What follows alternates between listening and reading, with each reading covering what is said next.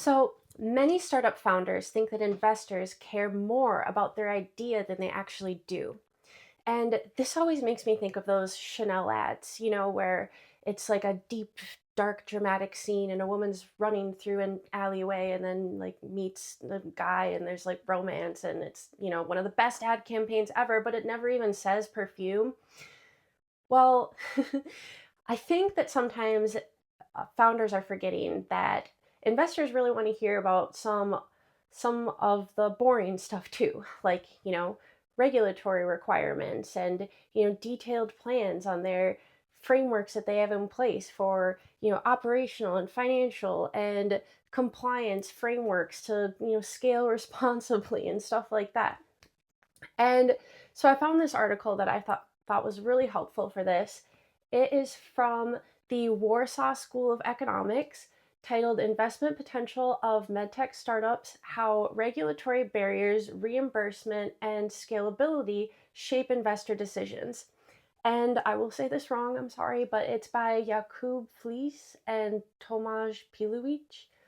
Um, and this was a really interesting study where they pulled 33 investors regarding medtech startups. But I really think that these stats are broadly applicable.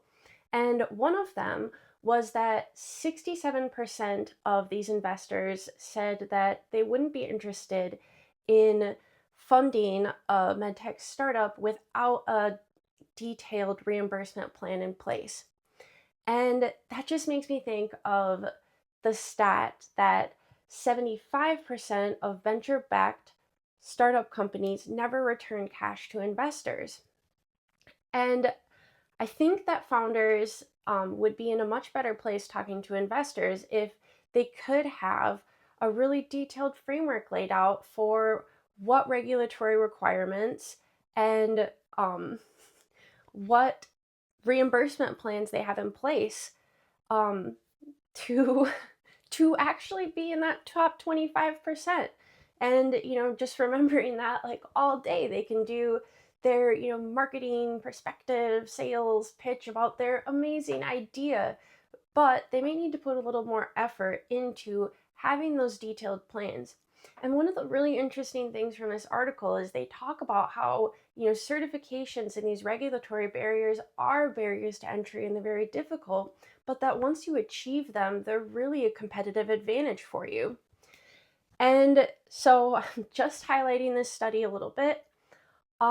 I really appreciate it. Like, thank you guys for doing this study. And I am here to challenge myself. So if you disagree with any of my thoughts, please let me know. And thank you so much for being here.